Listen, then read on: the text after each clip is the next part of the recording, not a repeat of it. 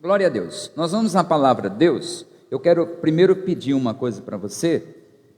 Na quinta-feira, nós gravamos o culto. Ainda nós não transmitimos no YouTube, porque tem que ter 1000 inscritos para fazer ao vivo. Então a gente gravou, passou no Facebook e transcreveu, sei lá o que é, mudou já lá para o YouTube. Faça a força de assistir o culto de quinta-feira. O que é YouTube? Lagoinha, Mirassol, você vai encontrar YouTube. Se inscreve lá e assiste o culto. Tem vários lá, mas assiste o culto de quinta-feira agora. Esse de quinta-feira é poderoso. E hoje nós vamos falar de um assunto extremamente importante, que são 2 mandamentos que não são comentados, eles não são falados. Eles são mandamentos, você vai ver que é um mandamento, mas que nós, no modo geral, a gente faz por questão de hábito. Não pode ser hábito, a gente tem que entender que é mandamento.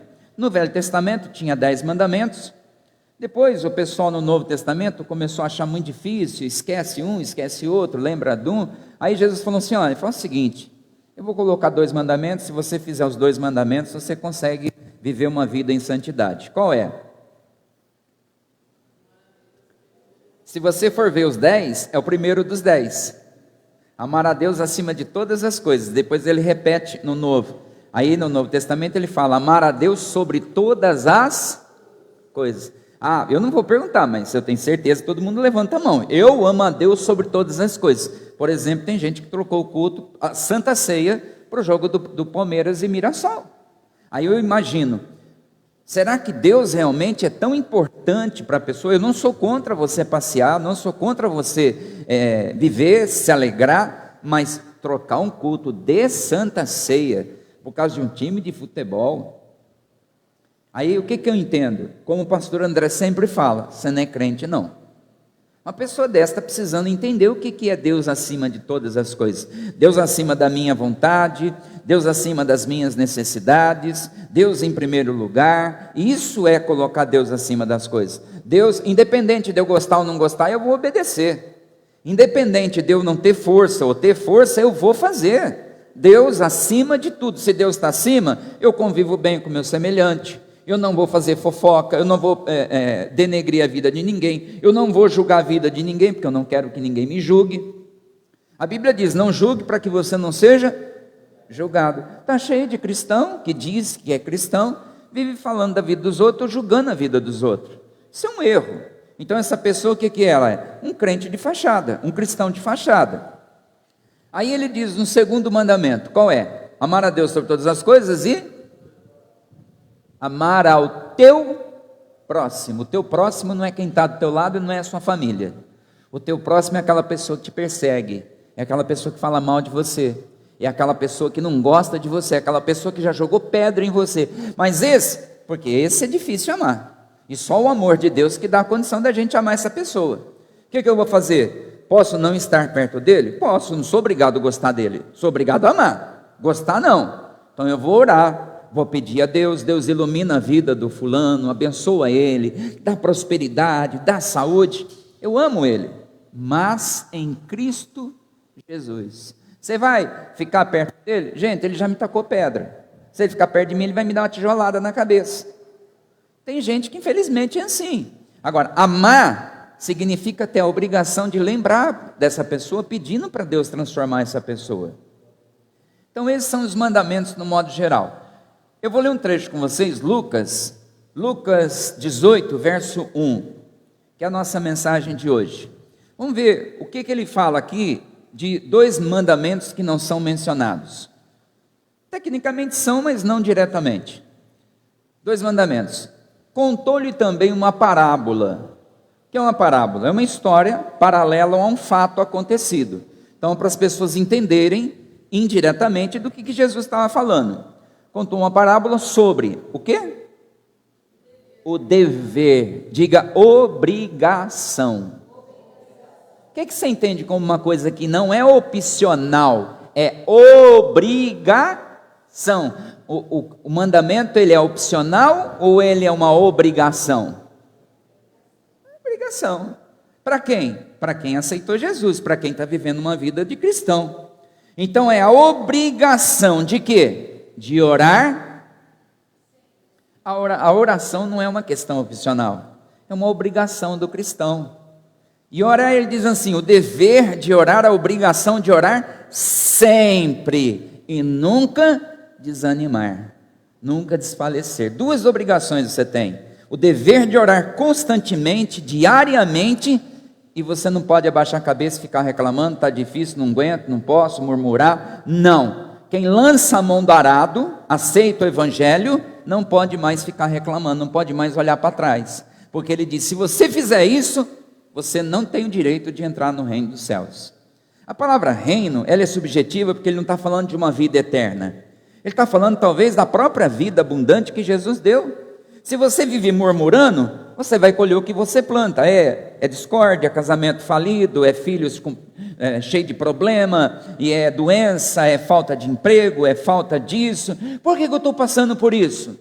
A Bíblia diz que nenhuma maldição vem na sua vida se não tiver um motivo.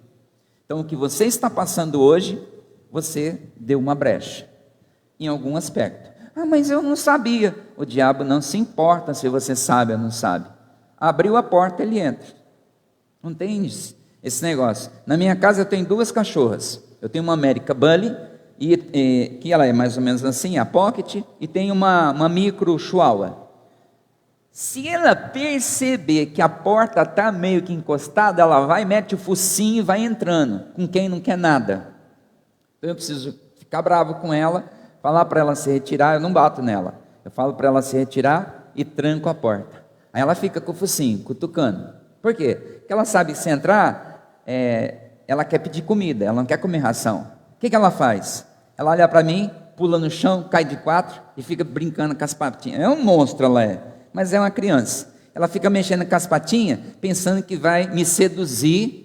Ela seduz minha esposa pega e dá um pãozinho para ela. Ai, tadinha, ai, bebê. Aí que ela rola, ela fica, mostra a língua, parece uma criança, fazendo manha para doce. Então assim, a maldição não vem se não tiver uma causa. Diga: todo problema tem uma origem. É isso que você precisa entender. Quinta-feira eu comecei a mensagem, que Jesus ia caminhando e pregando e caminhando. Jesus não parava. Em todo lugar que ele estava anunciando o reino dos céus. E nós? Estou cansado, estou desanimado, não aguento, Que tipo de cristão que é você? Só um cristão de laboratório, fachada. Você só tem nome de crente. Porque o verdadeiro cristão é parecido com Cristo. Cristão, na tradução, significa um Cristo pequeno, ou aquele que se parece com Cristo. No que você se parece? Está difícil, não aguento mais, vou meter o pé na barraca, eu vou largar tudo, vou parar de ir na igreja, porque eu estou desanimado, vou pedir conta do meu serviço. Você orou a Deus? Orei. Você pediu a Deus um emprego? Pedi. Ele abriu a porta? Abriu. E por que você agora vai tomar a decisão de pedir a conta do seu emprego? Se você pediu para Deus abrir a porta, porque você não ouve a Deus, você ouve o que está na tua cabeça. Deu aquele impulso, aqueles 5 minutos, você vai tomar a decisão da sua vida. É impossível. Jesus, ele ia caminhando, pregando e caminhando. E aqui o que ele fala? Orando, caminhando e pregando, porque se a gente somar o de hoje com o de quinta, eu tenho que caminhar, orar e falar do amor de Deus. Diga: eu preciso orar, caminhar e não desistir. Que a palavra não desistir está ligada a você falar de Jesus para as pessoas. Eu não sei falar, dá o testemunho da sua vida. Nós temos casa que agora vai começar, essa semana que a gente comprou os aparelhos, para a gente gravar os testemunhos. Tem testemunho de pessoas aqui que parou de beber. Nós não falamos, nós não ficamos aqui apontando quem fuma, quem bebe, quem... Não. A pessoa chegou para nós e falou assim: olha, foi um milagre, Deus fez isso, parei de beber. A outra falou: também parei de beber. O outro falou assim: também tomei essa decisão. Tem bastante milagre. Tem bastante coisa. Então a gente vai fazer sempre a gravação, todo domingo vai ter aqui os testemunhos. Antes de começar o culto, vai ficar passando os testemunhos. Da onde? Lagoinha Mirassol. E eu vou ficar muito feliz se todo mundo tiver sempre um testemunho para contar. 2025 não acabou. Dá tempo de acontecer o seu milagre. Dá tempo de você estar inserido nesse grupo, de você falar: eu vou dar um testemunho esse ano, para a glória de Deus. Ah, mas eu acho difícil. Difícil se você não viver a fé. Porque se você vive a fé, não é difícil. O que é difícil, impossível para o homem, torna-se possível para Deus. Então, voltando aqui para nós aqui, a oração, ela teve início lá no Éden. Quando Deus colocou Adão e Eva, você vai perceber que toda tarde Deus vinha para falar com Adão. Deus vinha para conversar com Adão. Quando Deus colocou o homem na terra, Deus colocou o homem com uma necessidade de diálogo, de conversar. Eu não vou longe, eu vou pegar marido e mulher para você entender.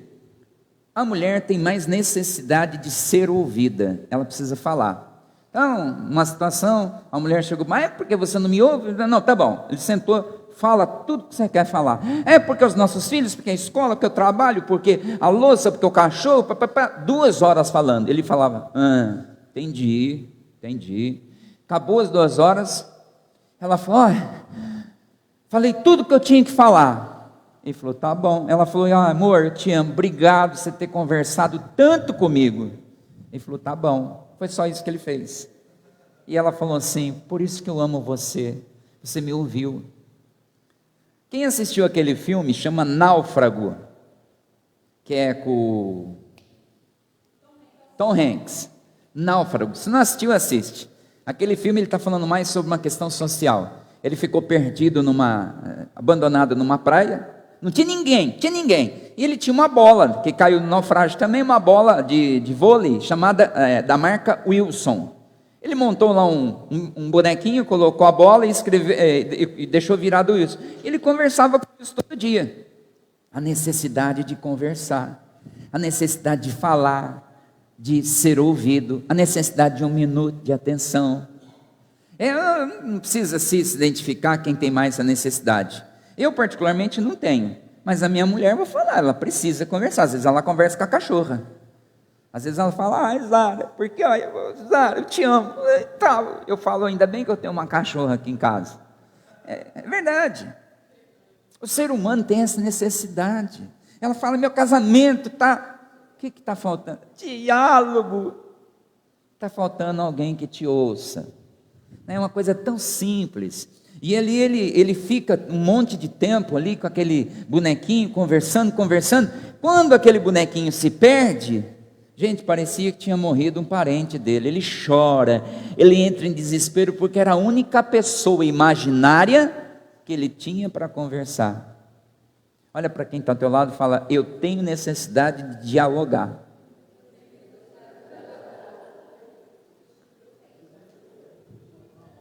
Dá para identificar aqui os faladores. Só de olhar aqui já dá para identificar quem... Não, nem precisa apontar. A gente já identifica rapidinho quem gosta de falar. Não tem problema. Não tem problema. Uma vez aconteceu comigo, numa igreja, tinha uns 30 anos de idade, hoje eu estou com 55. A mulher chegou e falou: pastor, o senhor pode me ouvir? Eu preciso de um conselho. Posso, pois não. E ela falou. Foi mais de 1h30. Eu ouvi, beleza. Entendi, mano. O senhor entendeu? Entendi. O que o senhor fala? Olha, tem bastante assunto, viu? A senhora falou bastante assunto. E começava a chorar: pastor, obrigado. Falei: irmã, do que? O senhor, pastor, foi a primeira pessoa que ouviu toda a minha história. Gente, a vida dela mudou aquele dia, eu não fiz nada, nem orar. Eu falei: irmã, vou orar. Ela falou: pastor, não precisa. O senhor já fez o que eu precisava, alguém que me ouvisse. Irmão, tem como você consertar um problema grave dentro da sua casa, parando para ouvir. Ouça os seus filhos, ouça a sua esposa, ouça o seu marido. Marido, no modo geral, não fala, a maioria não fala tanto, mas ouça e fale também. Seus filhos estão entrando numa fase de puberdade, ou de pré-adolescência para adolescência, converse, ouça seus filhos. Por que tem muitos filhos aí, totalmente com a vida torta? Falta de estrutura de família, falta de diálogo, falta de conversar. Nós precisamos dar mais atenção ao diálogo dentro de casa. Quando ela falou do GC, o GC ele trata de assuntos bíblicos, né? Não é um estudo, é um bate-papo, cada um tem o seu ponto de vista, e é muito bom, é muito gratificante, porque a gente aprende com a palavra de Deus conversando. Só que nessa conversa cria o vínculo de diálogo, e é muito gostoso GC. Quem não foi, experimenta aí para você ver que maravilha que não é um culto doméstico, né? Ele deixa de ser um culto doméstico, na verdade ele é um grupo de crescimento, onde um grupo de irmãos, pessoas, independente de ser visitante ou não, ela vai ali, e ali ela pode conversar, ela pode falar, ela pode perguntar, ela pode tirar uma dúvida. É diferente da igreja. A igreja é só um monólogo, onde o pastor fala, você só ouve. No GC, todo mundo pode falar, lógico, dentro de uma regra que, né, quando um fala, o outro ouve, e assim a gente vai aprendendo que mesmo aquela pessoa que não sabe, às vezes ela tem coisa para ensinar para a gente, amém? Então escolhe uma pessoa do seu lado e fala, GC para você. Essa é uma cultura da igreja Lagoinha, tem há 70 anos, mas assim, aqui em Mirassol, como uma igreja nova, ainda nós precisamos implantar essa cultura da importância de frequentar um GC. Então, que você faça força. Tem 2 bairros que tem. A gente pretende trazer para mais um bairro aqui, perto de Mais Parque. Provavelmente na casa da Jaque, que a Jaque agora, sua casa é que lugar? Atual, a casa atual. Isso, provavelmente a gente vai ter outro GC no IP1. Então ficam assim 3 pontos. Sabe quantos GCs tem lá em Batatais? Batatais é menor que Mirassol. Batatais tem cerca de 200 GCs. 200. Tem 53 mil habitantes, se eu não estou enganado. Aqui tem 60 alguma coisa. 60 e quanto? 4?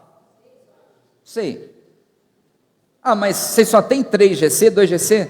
No final do ano que vem nós vamos conversar de novo, você vai ver que nós vamos estar com 10, 15 GC. Quando a nossa igreja, lá Batatais tem 23 anos a igreja. Quando a nossa igreja atingir 5 anos, nós vamos ter pelo menos uns 100 GCs. Quem sabe não seja na sua casa. Aonde que é? Na casa onde a pessoa fala, pastor, minha casa está aberta para nós fazermos um GC. Pronto, já tem um GC. Aí sempre vai eu com a pastora, se tiver 2 lugares, a pastora vai para um lugar, a gente que começa. Só que a gente treina o dono da casa e a dona da casa, e eles tornam-se anfitriões, depois líderes de GC. Nós começamos na casa dele, treinamos ele e a esposa, eles que dão continuidade. Nós começamos na casa do Jonathan e da Beatriz, eles que estão dando continuidade. Amanhã a gente começa na sua casa, a gente prepara vocês que dão continuidade. A Lagoinha não centraliza tudo no pastor, ela não faz isso. A Lagoinha divide, todo mundo pode participar.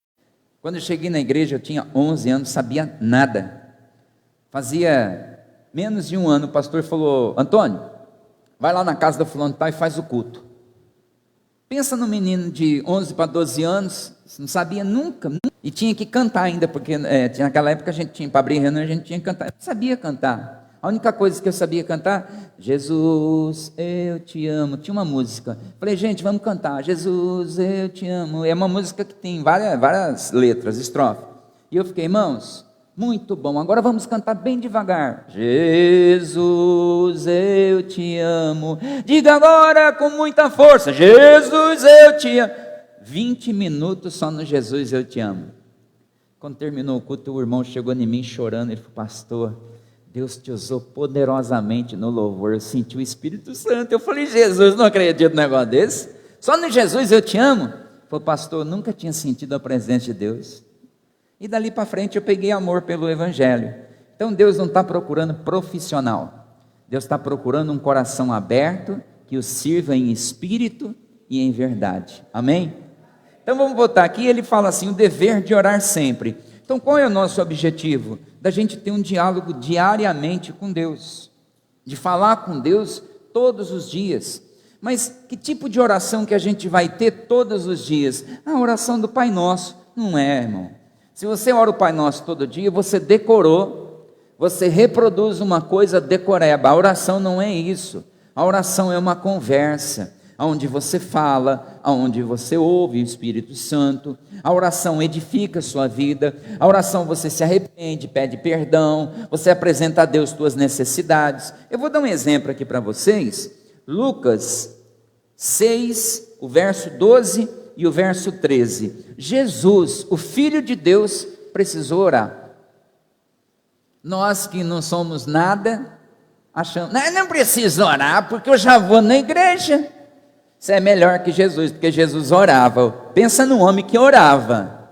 Jesus saía para orar, 10 horas da noite, voltava às 6 horas da manhã, varava orando, o tempo todo orando. Aí você vai orar 5 minutos, ai que canseira, que sono, Jesus, amém, obrigado. No dia seguinte, não lembra de orar. Quando lembra, é uma oração sem nexo. Você precisa aprender a orar, ter hábito de orar. Criar hábito de falar com Deus, conversar com Deus, bater papo com Deus, chorar para Deus, apresentar suas necessidades a Deus. Lucas 6:12. Aconteceu que naqueles dias saiu ao monte para orar. A oração de Jesus não era uma oração comum, era uma oração de sacrifício, porque ele tinha que subir uma montanha. Ele tinha que se esforçar, subir uma montanha, até chegar no cume da montanha. E a Bíblia diz, saiu, foi ao monte para orar, e passou a noite em oração. Jesus passou a noite orando. Por quê? Porque no dia seguinte ele precisava tomar uma decisão, para escolher quem seria os 12 que faria parte do ministério de Jesus. Mas Jesus não conhece todo mundo, mas ele precisava da direção do Espírito Santo de Deus. Às vezes você fala assim, não, é porque eu já decidi, eu vou lá e compro. Aí você vai ter problema com aquilo que você comprou. Começa a quebrar, começa a dar problema. Aí de repente você fala, mas não é isso que eu queria. Você orou a Deus antes? Você buscou a Deus antes? Não. Jesus falou, eu vou escolher os 12 apóstolos, mas eu tenho que passar a noite orando para ter direção e não errar nas escolhas. Jesus, aquele que sabe todas as coisas, que conhece todo mundo. Você vai comprar uma casa, você não ora, você não pede a Deus, Deus, me dá a direção, é o momento certo de eu comprar a casa?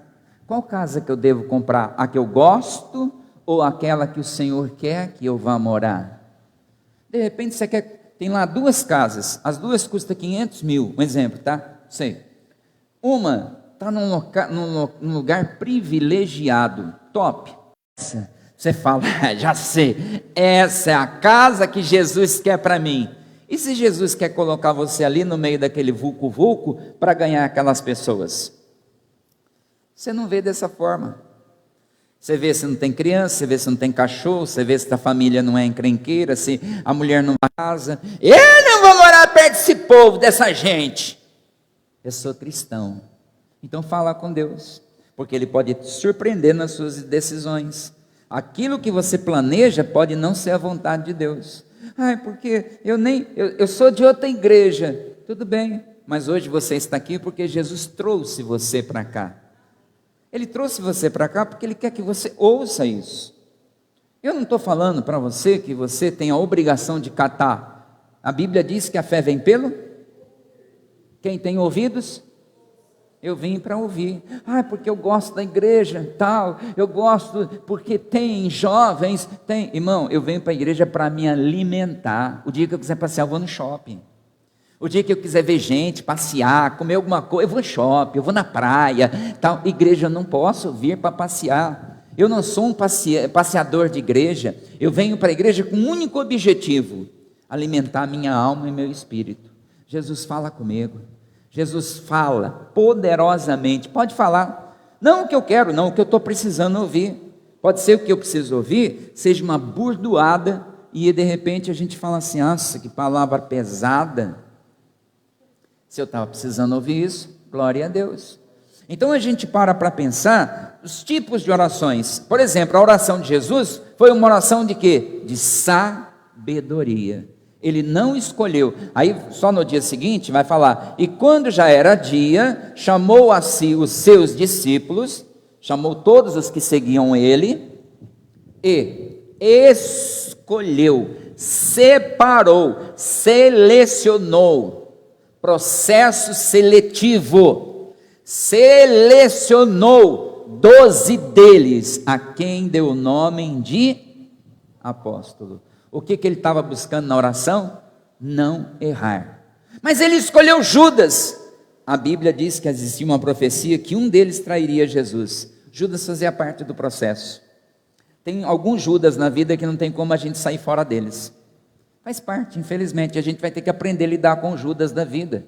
Sempre vai ter aquele Judas que quer passar a perna na gente, que fala mal da gente na frente. Ai, que saudade, nossa, você vira as costas, inferno, demônio, eu quero que você morra e tal. Você volta para a pessoa, pensa: ai, mas como eu gosto de você. Você está falando de mim? Não, eu estava dizendo que você é uma bênção. São Judas da vida. Vai ter Judas da vida dentro de casa, na família, nos amigos, vai ter. Você vai comprar uma coisa, vai ter Judas que vai ter inveja do que você comprou.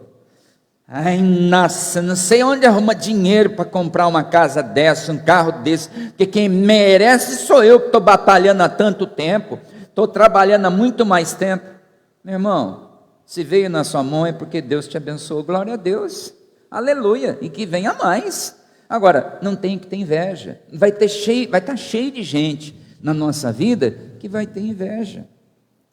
O dia que você está brigado, os invejosos ficam. Você brigou com a sua família, o invejoso, está vendo? Falei, isso não vai para frente. Esse casamento não tem futuro. O dia que você está bem, de mão dada, falsidade. Isso não é verdade. Estão vivendo de fachada. Parece que está cheio de gente torcendo para você cair. Está cheio de gente que torce para você cair, para você não ser feliz. São Judas da vida. Aí Jesus fez a oração, pediu sabedoria para escolher de forma correta. Ai, porque eu escolho com o coração. Vai se lascar, vai bater a cabeça. Falei para ele de manhã, tem um coração de ouro. Uma determinada pessoa, não faz parte aqui, não vou citar nome, uma determinada pessoa, quando eu conheci, eu falei para ele, vai devagar, não queira ajudar assim, né? A pessoa não tem uma índole muito... Não, mas tal, ele chegou para mim e falou: nossa, ele falou, bem que o senhor falou, né? A pessoa fez isso, estou decepcionado. Eu falei: a culpa não é dela, é sua. Eu falei: a culpa é só sua, porque eu te avisei. Ah, mas eu queria de coração. Irmão, eu tenho que fazer em oração. Se na oração Deus falar, faz assim, pode fazer. Se Ele falar, não faz assim, não faz, que vai dar certo. Não ache que você tem razão nas suas opiniões e escolhas. Ah, porque eu acho que o fulano merece. Quem que merece e quem que não merece? Você não pode fazer isso, porque ninguém merece. Nós estamos na época da graça, que nós não merecemos o que temos, mas pelo favor de Deus, Ele nos concede. Então não tem esse negócio de fulano ser melhor, Beltrano ser pior, somos todos farinhas do mesmo saco. Então aqui a gente vê que Jesus, ele tinha sabedoria na oração. É a oração que tem sabedoria. Quando você faz com sabedoria. O marido chega e fala: eu vou pedir a conta do emprego, mulher. Mulher fala: eu vou orar essa noite. Ou vamos orar essa noite. Chega no dia seguinte, o marido fala: e aí, o que Deus falou? Marido, volta para o trabalho, não peça as contas. Deus vai te dar vitória sobre o problema que você está passando. Aí vai lá, passa, faz certinho, tem vitória. O perseguidor de repente perde as contas. O marido chega e fala: não é que eu vou ser promovido nessa empresa? Foi tudo através de quê? De oração. E se ele toma a decisão sem falar com Deus? Aí fica 1, 2, 6, 1 ano desempregado. Por que você está desempregado? Não sei. Você falou com Deus antes de sair do serviço? Não. Mais 1 ano desempregado. Mas eu vou passar dificuldade, porque você não sabe que a oração é um mandamento. Diga: eu preciso orar com mais frequência. Muito bem, então a gente vê a oração de sabedoria. Eu quero mostrar para você uma oração que é chamada a oração do medo. Ai, meu Deus, eu estou com medo de morrer, meu Deus, eu estou com medo de perder meu pai, minha mãe, e começa a orar, fazer campanha, vir na igreja, começa a dar dízimo, dar oferta, por medo. O medo é o pior sentimento para você fazer as coisas. Jonas pecou, fugiu de Deus, não orou. Foi descoberto, não orou. Foi jogado no fundo do mar, não orou. Passou por situações das mais diversas, tempestade, não orou. Foi engolido pelo peixe, não orou. Mas quando ele viu que a batata ia assar e ele ia morrer ali dentro, Jonas capítulo 2, você pode procurar na sua casa, que fala que Jonas, dentro da barriga do peixe, fez uma oração e disse: Deus, eu estou dentro do inferno, estou com medo de morrer, estou com medo, não aguento mais, estou desesperado, me tira daqui que eu vou te obedecer. E Deus tirou Jonas daquela situação. Por que ele orou? Por naturalidade ou por preservação da vida? Medo. Ele orou por medo. Tem muita gente fazendo oração de medo. Medo de ficar doente, medo de ter câncer, medo de perder o emprego. Ai meu Deus, estou com medo. Vamos fazer um corte na empresa. Ai Jesus, vamos fazer uma campanha. Vamos fazer um propósito de oração. A oração do medo é uma oração bem complexa. Dói demais na gente. Pode ser que a gente seja ouvido. Jonas foi ouvido. Pode ser que às vezes Deus não opera por medo. Deus não opera, Ele opera por fé. Sem fé é impossível agradar a Deus. Terceira oração, eu tenho várias aqui, vou citar algumas só. Terceira oração é a oração da frustração. A pessoa está tão frustrada, que ela ora. Ela ora para aquietar o coração dela, a ansiedade, a frustração. Ana via que a outra mulher, Penina, tinha filhos, a outra mulher era isso, era aquilo, e ela falou: não é possível, eu estou me sentindo um lixo, eu tenho também que mostrar para o meu marido que eu consigo ficar grávida, eu tenho que mostrar para a sociedade que eu não sou uma inválida. E ela faz uma oração, a Ana. Lá em 1 Samuel fala da oração de Ana. Você vê que a oração dela é tão frustrada, a necessidade é tão frustrada, que ela ora e faz assim: Deus, eu quero ficar grávida, e eu quero um menino, porque naquela época se valorizava muito a descendência, que era o menino. Eu quero um menino, mas assim que o Senhor me der, eu desmamar, eu não quero ele para mim não, eu vou dar ele para o Senhor. Ou seja, ela queria cuidar desse filho, ela queria criar esse filho? Não, ela só queria mostrar para todo mundo que ela não era um zero à esquerda. Ela ficou grávida? Ficou. Veio Samuel? Veio. Mas foi oração porque ela estava frustrada. Às vezes você está tão frustrado, você começa a orar: Deus, me tira desse lugar, Deus, me tira desse casamento, Deus. Você sabe se Ele quer? Por que você não ora: Deus, é a tua vontade? Porque a minha já deu, né? Eu já estou com vontade de dar logo um bicudo na cara dessa pessoa, estou logo com vontade de dar uns 3 tiros de feijão, né? Pego o feijão e taco o feijão, a pessoa que era revólver, né? Mas a minha vontade. Mas qual é a sua vontade? É a hora de eu tomar essa decisão? Esse é o momento certo de eu tomar a decisão, botar o pau para quebrar em casa? Ou é a hora de eu fechar minha boca? Porque Davi disse assim, me fiz de mudo, me fiz de surdo. Tinha hora que ele fechava o ouvido e a boca, para não pecar contra o Senhor. Porque se eu for falar o que está na minha boca, na minha cabeça, eu destruo meio mundo. Então Davi falava: Deus, eu fechei a boca para não pecar. Eu fechei o ouvido para não ouvir palhaçada. Então Davi tinha essa mentalidade. A Ana estava frustrada, pela frustração ela fez uma oração. Que tipo de oração? Marido, eu orei e falei para Deus que eu ia ficar grávida e tal. Tem um segredo para te contar. O que é? Eu prometi essa criança para Deus. Não é nós que vai criar essa criança. Ana, mas você queria tanto um filho? Não, mas eu queria, na verdade, ficar grávida. Viver a maternidade. Por que ela fez isso? Ela errou? Não, ela estava frustrada. Às vezes na hora da ansiedade, preocupação, nervosismo, você faz essa oração. Mas uma oração de preocupação, de ansiedade. E aí você pede o que não devia. Você fala: ai, porque meu Deus e tal. Eu tiro um exemplo. A Débora, antes da minha esposa ficar grávida, a gente orou a Deus, a gente pediu a Deus: Deus, nós queremos ter um filho, nós decidimos ter um filho. Oramos a Deus: Deus, que essa criança venha com características físicas da mãe, que venha com uma mentalidade parecida do pai, personalidade, tal. Nasceu a Débora. A Débora é cuspida e escarrado o que nós falamos. Não tem o que falar, exatamente. Outro dia eu fui dar uma bronca nela, ela falou: ops, você pediu para Deus desse jeito, não reclama não. Ela é desse jeito. Você chama ela no eixo, ela fala: não, eu sou fruto da oração de vocês. Ela sabe. Então assim, às vezes a gente pede uma coisa para Deus, Deus dá, a gente fala: eu não estou contente. Você vai ter que engolir. Lembra da fala do Zagalo? Vocês vão ter que me engolir? Você pediu? Pedi. Vai ter que engolir. Mas eu vou sofrer? Apresenta a Deus as suas necessidades. Você não tem que sofrer. Mas não sai tomando decisão que não seja a vontade de Deus. Outro tipo de oração é a oração da gratidão pela vida. O prazer de ter recebido de Deus. Estevão foi o primeiro apóstolo que morreu por amor a Jesus. Ele foi cercado, as pessoas iam matar ele a pedrada. Lá em Atos 7, 50 para frente, vai falar do caso dele. Ele faz o quê? Ele levanta os olhos para os céus e ele fala: Pai, eu te dou graças.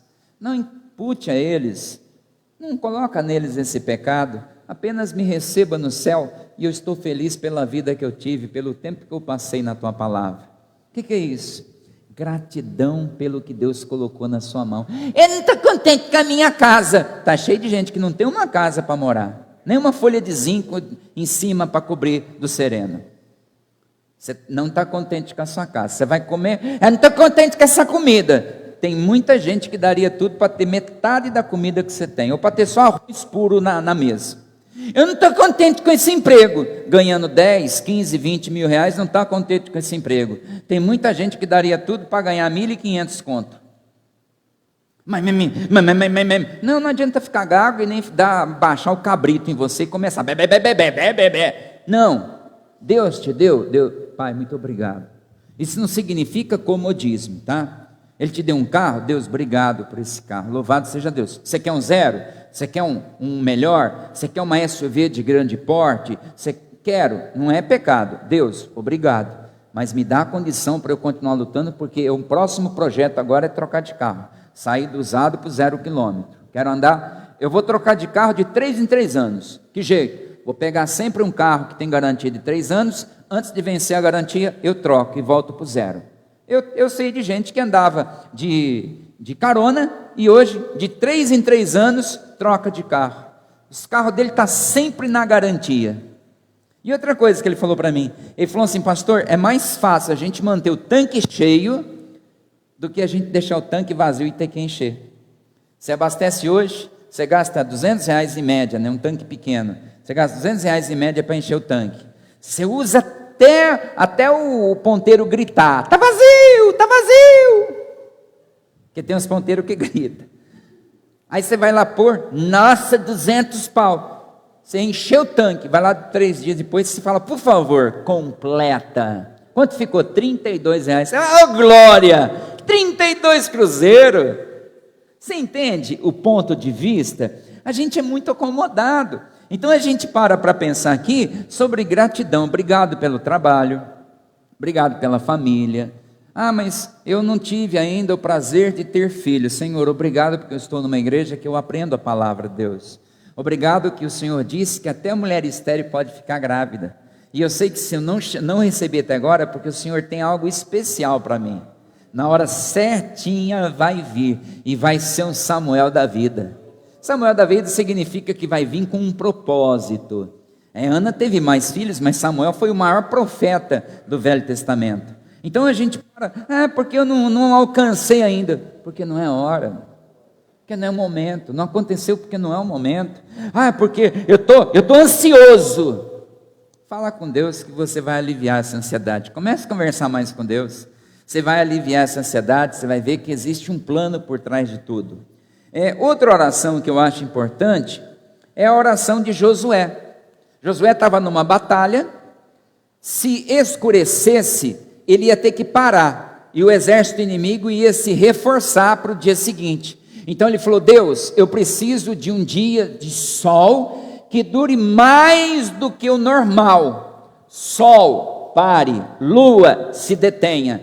É lógico, a gente sabe que o que gira é o eixo da terra, não é nem sol e nem lua, mas naquela época eles não faziam ideia. Então Deus sabe do coração de cada pessoa. A Bíblia diz que aquele dia foi um dia de sol, de 23 horas e 45 minutos. Por que eu falo isso? Porque é um estudo que a gente faz, você vai perceber que fica faltando 15 minutos de um dia, para completar um dia. Aí, ou seja, nós teríamos um dia de 15 minutos.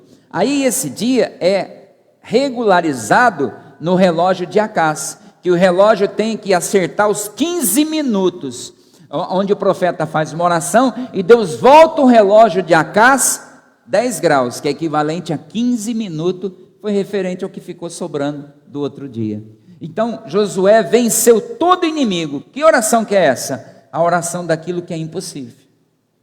Quando eu não vejo mais alternativa, não tem mais jeito, eu não posso, o médico diz: Deus, só o Senhor, está nas tuas mãos, só o Senhor pode operar na minha vida.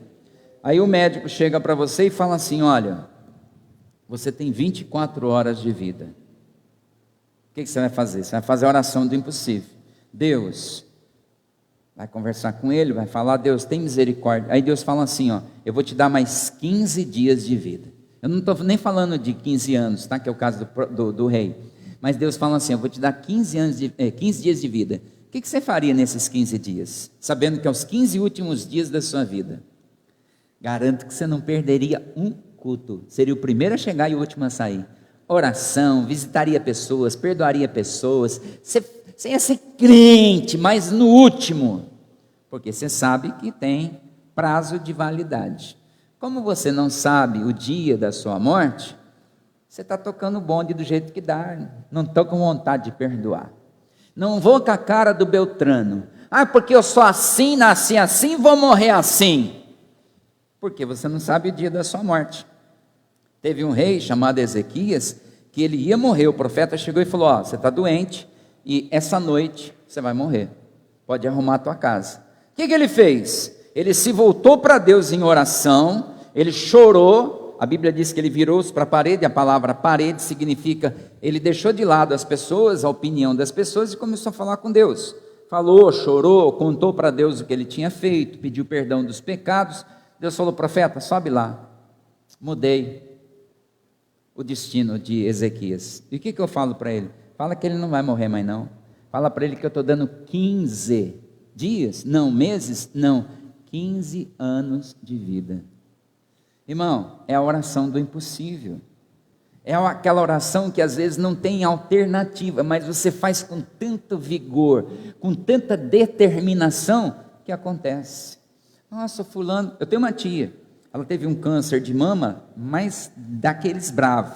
Tirou uma, ela estava com 22 anos, tirou uma mama, tirou 2 mamas, precisou tirar costelas, acho que 3 costelas, as 2 flutuantes, mais uma. Costela, tirou um rim, e foi, o trem foi caminhando, o médico falou para ela assim: olha, dona Isaura, a senhora tem mais ou menos 8 meses de vida, no máximo. Ela tinha 22 anos, 22, casada com um tio, o nome dele é Ademir, arrogante, muito arrogante, e ela buscou a Deus, chorou e falou. Passou os 8 meses, ela estava viva. Passou 2 anos, ela estava viva. Passou 14 anos, o câncer já tinha desaparecido dela totalmente. E o médico que deu o diagnóstico morreu aos 49 anos de idade. O médico morreu de acidente de automóvel.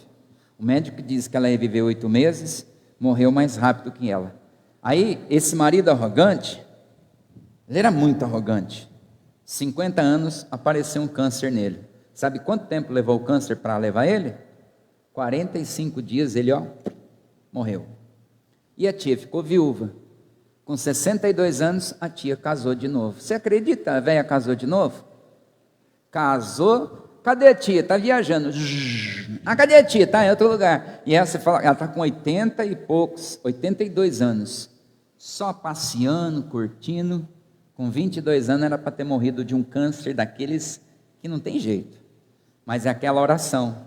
É a oração quando você está numa situação, você fala: Deus, eu deposito tudo nas suas mãos. O que o Senhor fizer para mim é louco. Se o Senhor quiser me levar, amém. Se o Senhor achar que eu tenho ainda algo para fazer aqui na terra, eu estou disposta. Foi o caso da minha tia, foi o caso de Ezequias, e é o caso de tantas pessoas. Josué venceu a batalha. E só para a gente terminar aqui, tem a oração de Davi. Eu até quero ler para você, essa oração de Davi, o Salmo 51, é quando ele conta o pecado dele para Deus, é quando ele confessa o pecado dele para Deus. Ah, mas Davi não era um homem segundo o meu coração? Era, mas um dia aquele coração sujou. Não fica achando que você é uma pessoa blindada, que não vai cometer alguns pecados, não. Às vezes você vai. Uma hora, às vezes, você vai falar uma palavra que vai machucar pessoas que você ama. Às vezes, você vai pensar coisa que é uma coisa que está totalmente fora do padrão de um cristão. Mas o que você precisa ter? A consciência de que existe um Deus no céu pronto para te perdoar se você se arrepender. Salmo 51, ele faz oração, ele confessa o pecado, ele fala tantas coisas. Mas tem um trechinho, no versículo 10, acho que é isso. É a oração do temor. Temor é respeito. Olha o respeito que ele tinha por Deus. Ele confessa o pecado, ele fala de todos os erros dele, ele não omite o pecado, ele fala: Deus, eu não presto, não valo nada. Olha o que ele pede: cria em mim, ó Deus, um coração. Deus tinha falado que o coração dele era igual ao de Deus, mas ele sabia que tinha caído um cisco naquele coração. Cria em mim, eu quero um coração limpo, eu não quero ficar pensando, desejando, o que não é meu, não é meu, não tem esse negócio não, eu desejei alguma coisa que não era minha, matei o coitado do rapaz, cometi um pecado, tive uma consequência. Transforma a minha vida, Deus, eu quero ser crente, eu não quero ser frequentador de igreja, eu não quero dizer que eu sou da igreja XYZ, eu quero ser exemplo de cristão. Cria em mim um coração puro e renova em mim um espírito reto. O que Davi pede para Deus? Deus, eu quero melhorar. Deus, eu não aceito ser desse jeito. Eu quero ser um cristão, eu quero ser uma pessoa que honra o teu nome. Senhor, eu não quero ficar tendo crises de raiva, de ira, ficar brigando, xingando, querer bater nos outros, nos filhos, ficar falando mal, não quero. Ah, mas todo mundo faz, mas eu não sou todo mundo. Eu sou parecido com Cristo. Diga, eu quero melhorar. Ah, mas o outro não melhora. Salvação individual, se lasque. Salvação individual, se o outro não melhora e não quer ir para o céu, fica aí. O dia que chegar a hora, eu sei que eu vou. Ah, mas o meu filho, a minha filha, pai não salva filho, filho não salva pai, marido não salva mulher, mulher não salva marido. Salvação, ela é completamente individual. Então o que Jesus está falando? Cuida da sua salvação. Mas e a pregação? Caminhando, pregando e orando, sem parar, sem murmurar, sem olhar para trás. Então eu quero que você hoje tenha essa mentalidade de voltar para a sua casa. Tem um problema? Ora. Você vê que não tem diálogo? Conversa. Chama a pessoa para conversar. Deixa a pessoa vomitar as farpas dele ou dela. Deixa. Não dá para falar? Vai no banheiro. Senhor, em nome de Jesus, tira esse espírito de Jezabel dentro de casa. Senhor, em nome de Jesus, cai por terra esse demônio. Faz a tua parte. Ah, mas eu estou fazendo a minha parte. O que é? Qual que é a minha parte? Ah, porque a minha parte é vir na igreja. Aonde Jesus estava? Sempre. No meio dos pecadores, dos furrebentos. Estava lá ajudando quem estava lascado. A gente vê uma pessoa, ai, credo, está amarrado, essa pessoa é do diabo. É igual o cara falou, ai, não sei, o vício toma conta de mim. Não, é que você não tem vergonha na cara mesmo. Porque o diabo não coloca o cigarro da maconha na sua mão. Nem Deus também coloca. É você que vai lá, estende a mão, pega e coloca na boca. É uma decisão sua. Então se você falar, eu decido hoje mudar, você muda. Tem um ditado, não, é baseado num versículo, mas não é um versículo, que Deus ajuda quem cedo madruga. É porque tem um versículo que fala assim, eu amo os que me amam e os que de madrugada me buscam. Esse é o versículo. Mas Deus ajuda quem cedo madruga, significa Deus ajuda quem reconhece e se esforça. Deus ajuda. Deus vai me ajudar, vai te ajudar, vai nos ajudar de modo geral. Agora, não chute o balde ou o pau da barraca sem que seja a vontade de Deus. Porque se for a vontade de Deus, as coisas vão acontecer naturalmente, não vai haver mágoa, não vai haver dor, não vai haver raiva, mas se o diabo está tentando destruir uma coisa que Deus deu, bota o bicho para correr e fala: Senhor, é a tua vontade aqui, não é mais a minha. Não sou mais eu quem vivo, mas Cristo vive em mim. Às vezes você está chateado com uma coisa, você fala assim: porque eu não quero nem olhar para a cara do fulano. É verdade. Eu, Senhor, eu, Antônio, que sou um mero pecador, sou uma tranqueira na vida, sou o resto do resto. Agora, Senhor, o que eu devo fazer? Aí Deus fala: vai lá, dá um abraço, pede perdão para aquela pessoa. Mas não fui eu que fiz. Não tem problema. Aquela pessoa vai ver que você tem humildade, que você tem caráter. Não, porque é a outra pessoa que tem que confessar. Irmão, Jesus nunca fez isso. A mulher chegou, acusaram ela de prostituição, queria matar. Ele falou assim: se vocês são melhores do que ela, vocês não têm pecado, pode atirar a pedra nela. Aí todo mundo tinha pecado, foram embora. Jesus falou: cadê o pessoal que te acusa? Foram embora. Ele falou: filha, vai, porque nem eu te acuso.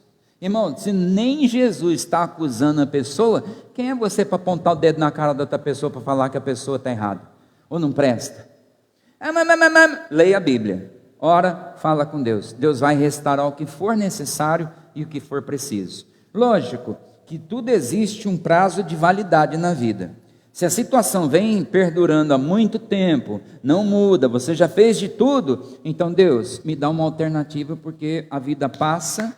Quando eu olhar para trás, eu já estou lascado, né? A minha vida não é eterna aqui na terra. Eu quero viver abundância, eu quero viver uma vida cristã. Então, se é para decidir, me dá a condição, coloca a palavra na minha boca para as coisas acontecer. O senhor é a favor de deixar? Olha, eu sou a favor de você ser feliz. Porém, fazer tudo o que está ao teu alcance na Bíblia, para que Deus possa restaurar, seja o que for. Porque o meu filho não falo com ele, por isso. E se ele morrer? Ou você morrer? E aí? Aí vai em cima do caixão: ai, me perdoa, pai. Que perdoa, irmão. A Bíblia diz, Jesus falou assim, na sepultura, no caixão, não adianta você ficar chorando e nem pedir perdão. É uma hipocrisia isso, você devia ter feito isso em vida. Quantos de nós aqui já aconteceu isso com pessoas que a gente fala: não quero, não presta. Morreu, você foi lá: tão gente boa, mas era tão gente boa. Só que quando estava vivo você falava que não prestava. É hipocrisia, irmão. Você quer falar que a pessoa é boa? Chega para ela e fala em vida. Fala: olha, Deus abençoe, você é uma pessoa exemplo. Não, mas não é. Olha, eu estou orando para você ser. Mas não espera ninguém morrer, porque o morto não ouve nada.